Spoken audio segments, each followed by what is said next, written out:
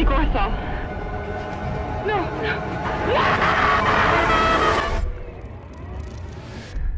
Hey, salut beau gosse. J'ai ouvert cette chaîne YouTube exactement pour parler de ce genre de film auquel on va parler aujourd'hui. Ce genre de film qui en rebuterait plus d'un avec la lecture d'un résumé que certains jugeraient de ridicule. Juste en lisant le synopsis, les gens se diraient mais qu'est-ce que c'est que ce truc? Ça a l'air complètement barré, ça a l'air complètement nul, presque proche du nanar. On parle ici d'un film de genre avec un concept unique et c'est ça que j'adore, vraiment pour ça que j'ai envie de parler avec vous aujourd'hui. J'adore ce genre de film que tu regardes tard le soir quand tout le monde dort, que ça te donne une ambiance assez certaine avec le casque à fond sur les oreilles et une petite canette de coca. Mais alors du coup, est-ce que c'est cette sensation que nous procure le film du jour?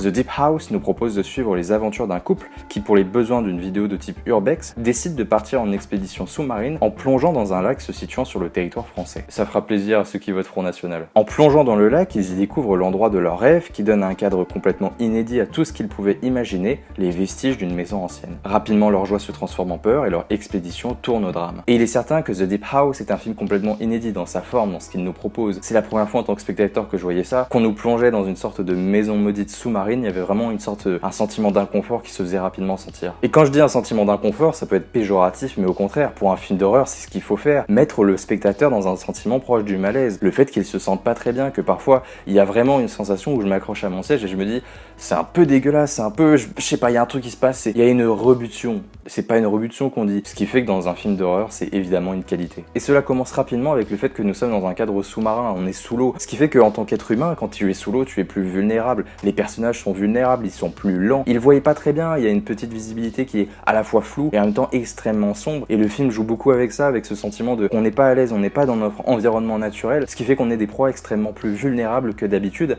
Alors déjà, quand les mecs qui sont face à un tueur en série, ils sont vulnérables. Mais alors là, je vous laisse imaginer quand ils sont sous l'eau, avec une luminosité proche du néant, avec juste une petite sentiment de bleu qui apparaît. En tant que spectateur, on n'est pas véritablement dans un confort absolu. Et surtout, les mecs qui ont peur de l'eau, les gars, n'allez pas voir ce film parce que vous allez péter un plomb, parce que le film joue extrêmement bien avec ça. Et le sentiment de malaise, il ne vient pas uniquement de l'eau, il vient également de l'histoire qui nous met dans un sentiment d'inconfort. On n'est pas à l'aise en fait. Et au fur et à mesure qu'on découvre les pièces de la maison, au fur et à mesure qu'on découvre l'histoire également, ça prend une part qui est parfois presque inattendue et ce qui fait qu'on n'est pas à l'aise par rapport à ce qui se passe. Et je dis que c'est la visite de la maison, mais c'est peut-être même le mystère qui l'envenime qui nous donne un sentiment d'inconfort et c'est plutôt pas mal par rapport aux réponses également qui sont dévoilées. Au niveau de la réalisation, le film profite des décors du film qui sont somptueux, ce qui fait qu'il n'a pas besoin d'en faire trop. Le côté immersif passe également par ses plans subjectifs, comme si nous étions dans le regard du couple et que l'on assistait aux mêmes événements qu'eux, tel un documentaire ou un reportage. Mais je suis obligé de vous faire part d'une forme de frustration, c'est qu'avec un tel décor qui est juste somptueux, qui est digne d'un décor d'un jeu vidéo, que j'ai envie de le parcourir dans les pages écrites d'un livre, enfin vraiment, c'était un décor qui est juste génial. J'aurais aimé en voir plus, dans le sens où j'aurais aimé que le côté fan footage disparaisse parfois pour nous laisser place à des travelling, à des plans genre vraiment larges avec une netteté superbe, parce que c'est presque un décor qui est digne d'un film fantastique et j'adore ça. Et une autre qualité du film, et vous voyez qu'il y en a quand même pas mal, c'est que le film profite d'un rythme qui est plutôt intéressant, il est ni trop lent, ni trop rapide. Parfois il va s'accélérer, devenir plus frénétique, et des fois il va se calmer pour laisser place à l'ambiance et à l'atmosphère, et justement de ce côté-là, il a pas besoin d'en faire trop, c'est ça qui est génial. Le seul bémol, c'est que le sentiment de mystère qui est vraiment ce qui nous inculque le plus en tant que spectateur, ce sentiment de découverte, c'est vraiment ça qui nous prend en trip et qui nous fait rester scotché devant l'écran comme ça.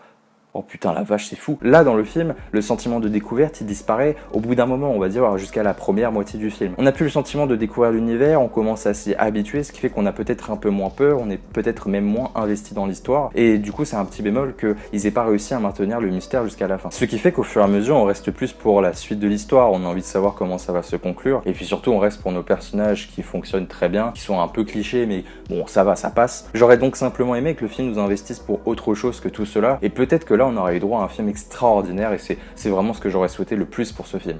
Au final, The Deep House est une bonne expérience. Je parle d'expérience puisque c'est ce que le film tente d'être et je ne peux que saluer l'originalité de la démarche qui a le mérite de proposer un vent de fraîcheur dans une industrie parfois faiblarde. Oui, le film parfois repose trop sur ses lauriers, il a conscience que ça marche plutôt bien, du coup il va tout faire pour que cela reste comme ça mais dans une forme peut-être parfois trop classique, mais je suis obligé de le dire, ça fonctionne et j'ai plutôt passé un bon moment dans la globalité et c'est ça qui me fait plaisir. Entre cette histoire mystérieuse, le sentiment d'inconfort et la peur qui est très bien utilisée, ainsi que le destin de nos personnages et aussi ce décor qui est juste somptueux, et bien j'espère que vous avez passé tout comme moi un bon moment. C'était Méromain, on se retrouve bientôt j'espère pour une prochaine critique. Surtout prenez soin de vous, à la prochaine. Mouah, ciao bene les gars. Ah mais attendez, j'ai oublié de vous dire, mais abonnez-vous, likez la vidéo, n'hésitez pas à partager si ça vous a plu. Ce que je préfère c'est les commentaires parce qu'on peut dialoguer et voir si on a des différences d'avis, et toujours dans le respect de l'un et l'autre. Et puis surtout prenez soin de vous, à la prochaine. Cette fois, fois, c'est la bonne. Ciao, bene les gars.